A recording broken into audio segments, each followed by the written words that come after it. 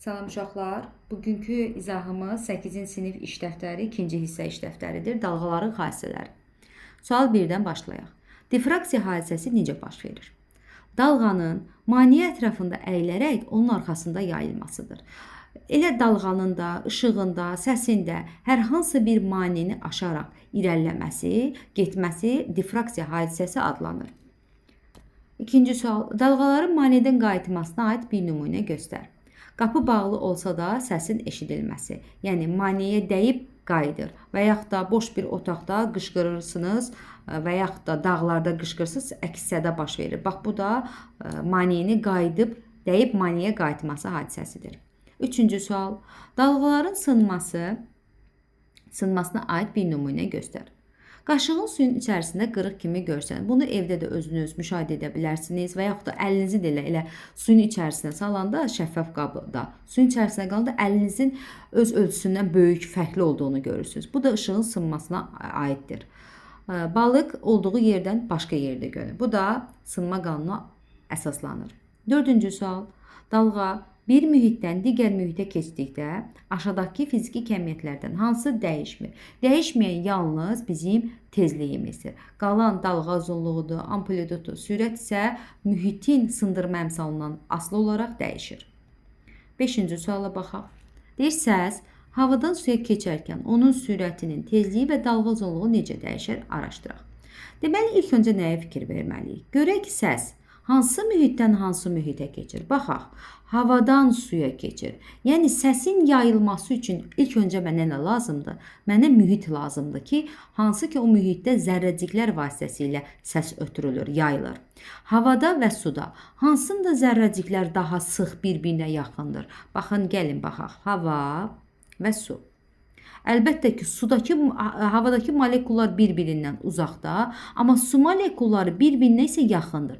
Deməli, yaxın olanda zərrəciklər daha çoxdur. Deməli, bu halda bunun sürəti daha çox. Ancaq havada isə zərrəciklərin məsafəsi geniş olduğundan yayılma sürəti də az olar. İndi bizə nə deyirdi? Havadan suya keçən zaman. Havadan suya keçən zaman sürətimizə baxaq. Deməli, suyun molekulların sıxlığı artdığına görə sürətim də artar. Deməli, sürətim nə oldu? Artar. Dedik, heç vaxt tezlik dəyişməz. Yəni, bura dəyişməz. Səsin dalğasının uzunluğu, səs dalğasının uzunluğu. Deməli, sürətimizin düsturunu yazaq. V bərabərdir lambda nü. Dedik, tezlik dəyişmir. Tezlik dəyişmirsə, onda sürətlə dalğa uzunluğu düz asılıdır. Mənim sürətim artdısa, deməli, mənim dalğa uzunluğum da artmalıdır. Gələk. Eyni misal. Səs polad borudan havaya keçərkən. İndi diqqətli baxaq. Nədən nəyə keçir? Poladdan havaya keçir. Poladdakı molekullar daha sıx bir-birinə yerləşir. Deməli, buradakı sürət daha böyükdür. Sürətim poladda daha böyükdür. Havada molekullarım seyrək olduğundan, yəni buradakı sürət daha kiçik olar. İndi yerinə qoyaq. Səsin sürəti nə oldu? Azalar. Səsin tezliyi dəyişməz. Səsin dalğa uzunluğu isə sürətlə dalğa uzunluğu düz asılı olduğundan bu da azalar. Səbəbi də dedik nədir? Oradakı molekullar, yəni səsin yaranması üçün, yayılması üçün mühit lazımdır ki, o mühitdəki zərrəciklər. Deməli, poladdakı olan zərrəciklər, molekullar daha sıxdır, sürət daha sürətli yayılır, havada isə azdır. Adi polad olmasın, bərk bir materialda da səs daha yayılır. Elə oturduğunuz stolda əlinizi kiçikcə stolun üzərinə vurursunuz. Qulağınız eşidir havadan. İndi bu səfər başınızı qoyursunuz həmin stola, masanın üzərinə. Yenə eyni tərzdə vurmağa başlayırsınız. Vurmağa başladıqda görürsünüz ki, səs daha yüksək gəlir. Yəni, bərk maddələrdə səs daha yüksəkdir. Keçək 7-ci suala. Səsin qayıtmasına aid aşağıdakı sualları cavablandırın. Gəmidə hidrolokatorun 1500 metr bölünsün saniyə sürətlə icebergə göndərdiyi ultrasəs siqnalı 5 saniyədən sonra geri qayıdır. Geri qayıdır. Yəni, burada əks sədanı nəzərdə tutur. Aralarındakı məsafəni soruşur. Əks-sədə zamanı aralarındakı məsafə h bərabərdir. VT bölünsün 2. Bərabərdir. Sürətimiz deyir 1500. Zaman 5 saniyə bölünsün 2. 2 ilə 1500 gedər. Qalar 750. Bunu da vursaq 0, 25, 2 yadda 35, 37 metr. Deməli, iceberglə gəminin arasındakı məsafə 3750 metrə bərabərdir. Ovçu meşəlik sahədən 1100 metr aralıda olarkən atəş açdı. Atəşdən neçə saniyə sonra ovçu əks-səda eşidəcək. Səsin havada yayılma sürəti 340-dır. Yenə bizdən nəyi soruşur? Yenə düstur yazılıb da buradan. Uşaqlar, bax buradan t-ni soruşur. İkinci halda t bərabərdir 2h bölünsün v bərabərdir. 2 vurulsun 1100 bölünsün səsin sürəti 340. İxtisarlarımızı edək. 17. Bunu da bölək bir dənə. Təqribi 6,5 saniyədən sonra əks-səda eşidər. 8-ci sual. Şəkildə otaqda qoyulmuş maneə arxasında səs mənbəyi təsvir olunub. Səs A nöqtəsinə hansı hadisə nəticəsində çatar? İlk öncə birinci sualda nə dedik? Dedik ki, səs qarşısına çıxan maneəyə aşaraq getməsinə nə deyilir? Difraksiya hadisəsi deyilir. Difraksiya hadisəsi deyilir.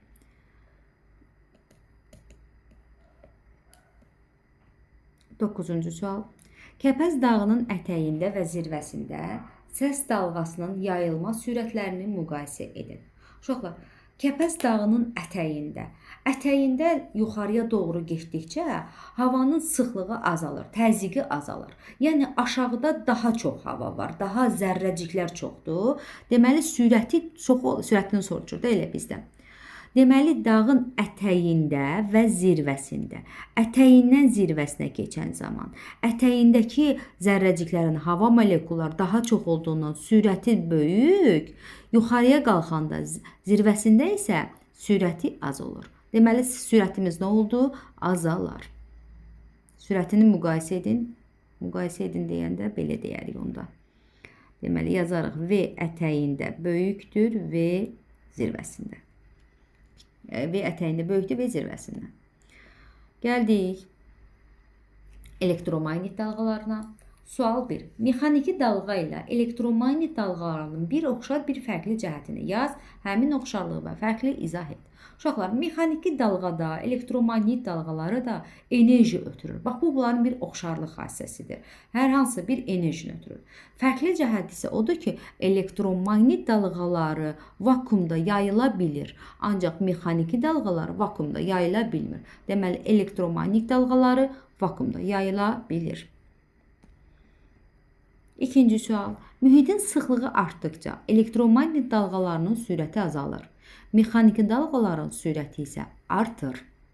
Bunun səbəbini izah edin. Sıxlıq artdıqca deyil. Biz dedik ki, mexaniki dalğalar mühitdə yayılır. İndi oxuyaq.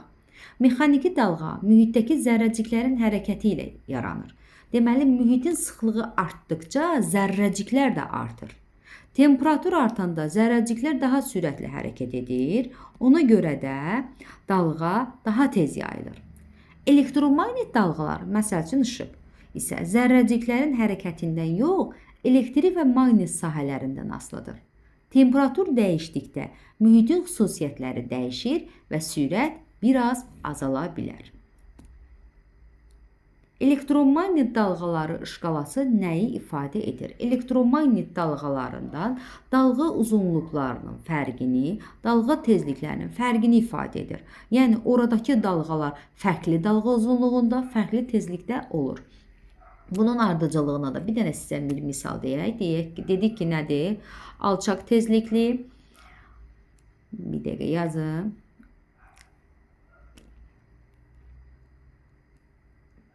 Uşaqlar, bunu özümüz üçün mən şagirdlərimizə yadda qalması üçün bir cümlə ilə yadımızda saxlamışıq. Əgər sinif yoldaşlarınızda Rəna, bizdə Rəna olduğuna görə Rəna deyirik. Ağıllı Rəna məktəbdən içəri girəndə uşaqların rəngi qaçdı. A. Alçaq tezlikli. R. Radio dalğalar. M. Mikrodalğalar. İnfraqırmızı, görünən, ultrabənövşəyi, rentgen və qamma. Bax, bu istiqamətə getdikcə tezliyimiz artır. Yəni, ən böyük tezlikli burada qammadır. Dalğa uzunluğu isə azalır. Yəni, bu ardıcılığı yadımızda saxlasaq, bütün suallara cavab verə bilərik. Təkrar edirəm. Ağıllı Rəna məktəbdən içəri girəndə uşaqların rəngi qaçdı, qaraldı, nə istəsəz yadınızda saxlaya bilərsiniz. Elektromagnet dalğalarının tətbiqinə aid 3 nümunə göstər. Hər kəsin evində olan mikrodalğalı soba, yeməkləri isitmək üçün, radio dalğalar, radio və televizorlar səslərini eşitmək üçün, tibbdə daxili orqanları görmək üçün isə rentgendən istifadə olunur. Gələk 5-ci suala. 5-ci sual uşaqlar kitabımızda da var. Belə eləyim 5-ci. Deməli, nə deyir bizə? 1 və 5 rəqəmlərinə uyğun elektromagnet dalğalarının rentgen şüaları diapazonu göstərilmişdir. Uşaqlar, baxın, şkaladır da. Şkala bayaq az öncə dedik ki, nədir? Şkala nədir? Tezliklər fərqli, dalğa uzunluqlar fərqli. Buradan da görürük ki, tezlikləri göstəriblər. 1-5 rəqəminə deyir rentgen şüalanması. Rentgen şüalanması 4-ə uyğundur. Ən böyük isə qamma idi.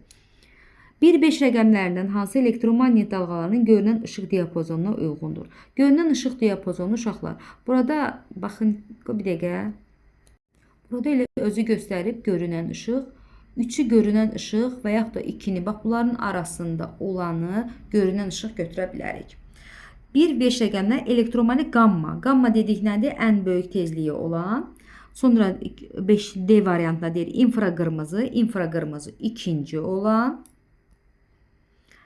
1-5 rəqəmlərindən hansı elektromagnet radio dalğaları? Radio dalğalar alçaq tezliklidir. Yəni alçaq tezlikdən sonra gəlir radio dalğalar birinci.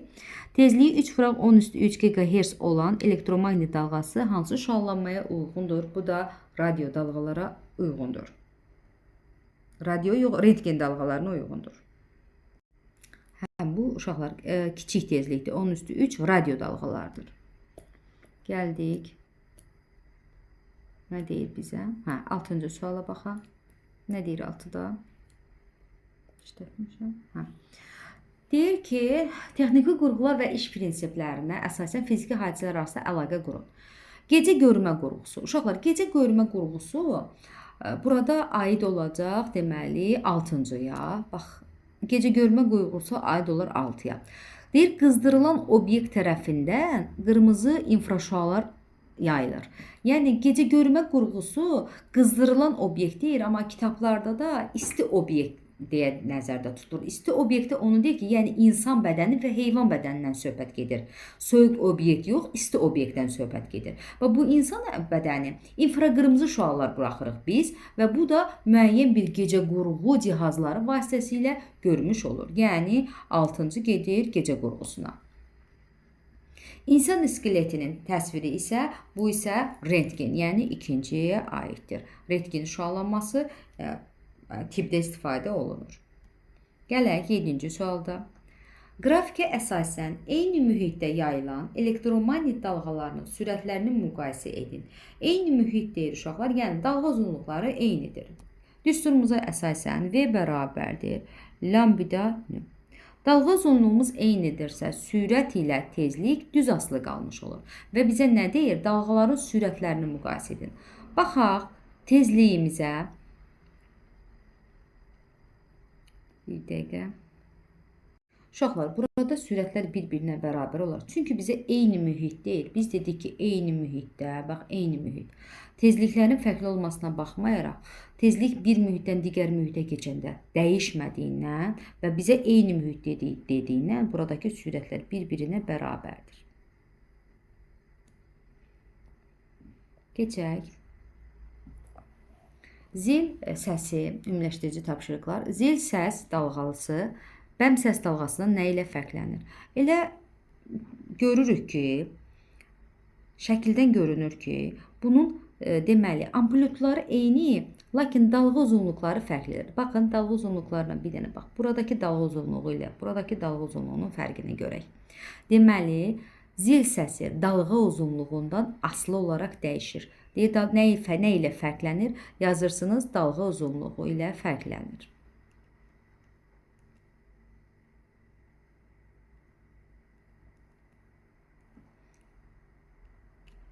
İkincidə isə gur səs isə baxırıq, burada amplituddan asılıdır.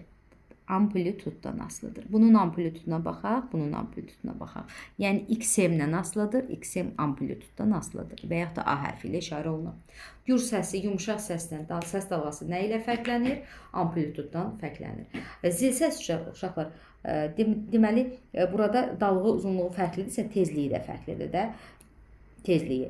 Yadımızdasa deyirdik ki, səsin tezliyi, baxın, səs ton tezlikdən asılı idi. Amma gurluğu isə amplituddan asılı idi. Bundan öncəki dərslərdə, izahlarda dedim. Təkrar edirəm. Səsin tonu tezlikdən asılı idi. Səsin tonu, yəni səsin zil səsi olması tonu. Amma gurluğu isə amplituddan asılıdır. Üçüncü sual. Şəkildə yarasanın ovun yerini müəyyən etməsi təsvir edilib. Bu hadisə dalğanın hansı xassəsinə əsaslanır? Maneəyə dəyir və yenidən geri qayıdır. Bu difraksiya hadisəsinə əsaslanır. Yazırsınız bura difraksiya.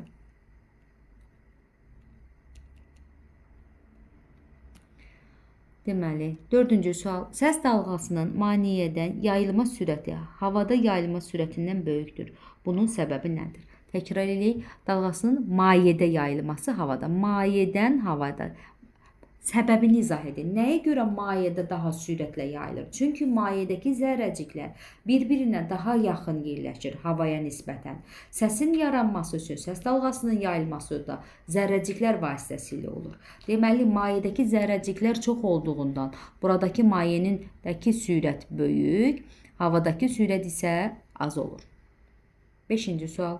Səs dalğası bir mühitdən digərinə keçəndə onun dalğa uzunluğu 2,5 dəfə azaldı. Səsin ucalığı necə dəyişər? Səsin ucalığı.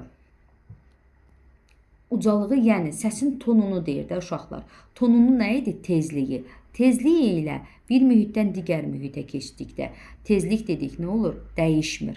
Dalğa uzunluğu azalsa da bir mühitdən digər mühitə keçəndə səsin tezliyi dəyişmir. Dəyişmir. Səsin sürəti necə dəyişər? Baxaq. Sürətimizin düsturunu yazaq. V bərabərdir lambda nö. Nə dedi? Dalğa uzunluğu azalır. Bax, dedik tezlik dəyişmir. Dalğa uzunluğu azalırsa, deməli sürətim də düz asılı da azalar. Deməli deyirik ki, sürətimiz də 2,5 dəfə azalmış olar. Gələk digər suala. Şagirdin səsi 0,5 saniyədən sonra maneədən əks olunur və şagird öz səsini təkrar eşidir. Səsin havada yayılma sürəti 340-dır, arasındakı məsafəni soruşun. Buradan bura qədər olan məsafəni tapmaq üçün biz əks sədadan istifadə edirik. VT bölünsün 2. Yəni bu uşaq gedib bir də qayıtmasına 1T gedib 1T də qayıdır. Bu 2T olduğundan yarıya bölünür. Bizə çünki bir dənə buradan bura olan məsafə lazımdır. 2T yox, 1-i lazımdır. Ona görə onu bölürük 2-yə. Deməli, sürətimiz 340 vurulsun 0,5 bölünsün 2. Bu vergüllə bu gedər. Bundan da bu getdi, qaldı 17. 17-ni də 5-ə vuraq. Deməli, 35, 85 metr. Düzmə hesabladım. Bəli. Gəldik 7-ci suala. Səs küyün çox olması səs çirklənməsi adlanır. Səs çirklənməsinin səbəblərindən həmçinin səs çirklənməsinin azaldılma yollarına hər birinə nümunə göstərin. Uşaqlar, deyir nə qədər çox səs olarsa, o qədər də səs çirklənməsi olar. Məsəl üçün, həyətdə, yolda maşınların siqnalları çox olduğundan səs çirklənir. Bəs yaxşı, qarşısını necə almaq lazımdır? Daha çox ağaclıq olan yerdə, meşəlik olan yerdə səs udur. Onlar, ağaclar səsi udur. Yəni, ağacların səsi udması nəticəsində daha çox uzağa yayıla bilmir səs. Deməli, keçək 8-ci suala. Nə deyir 8-də? Şəkildə təsvir olunmuş hadisəni izah et. Söhbət nədən gedir? Söhbət səsdən gedir. Səsin yayılması üçün bizə deməli dedik ki, mexaniki dalğa vasitəsilə yayılır. Yəni bir zərrəcik olmalıdır, bir hava olmalıdır. Baxırıq burada əvvəlcə hava var. Hava var, bu zil səsini, bu hava zərrəcikləri hərəkət etdirir, qulağımız eşidir. Lakin sonradan hava çıxır. Hava çıxır və səs eşidilmir. Eşidilməməyinə səbəb yenə zərrəciklərin hərəkət etməlidir ki, gəlsin bizim qulağımıza çatsın. O zərrəcik yoxdursa, səs dalğasının yayılması da mümkün deyil. 9-cu sual. Hansı dalğa eninə dalğadır? Uşaqlar, nə dedik? Dedik ki, mühitdəki zərrəciklərin rəqsi dalğanın yayılma istiqamətinə perpendikulyar olarsa, bu zaman belə dalğalar eninə dalğalardır. Yəni, qabarıq və çöküklərlə nəzərdə tutulurdu da bu eninə dalğa. Bir qabarıq, bir çökük. Baxın, yayılma istiqaməti sağa, amma buradakı zərrəciklərin, bax, buradan yuxarıya doğru gedir, sonra aşağıya doğru gəlir, yenidən yuxarıya doğru gəlir. Yəni, zərrəciklər yuxarı, aşağı hərəkət edir, amma yayılma istiqaməti isə sağa və aralarındakı 90 dərəcə olur. 10-cu sual. Uşaqlar, burada 10-cu sualda kitabdan istifadə edərək bunları doldura bilərsiniz.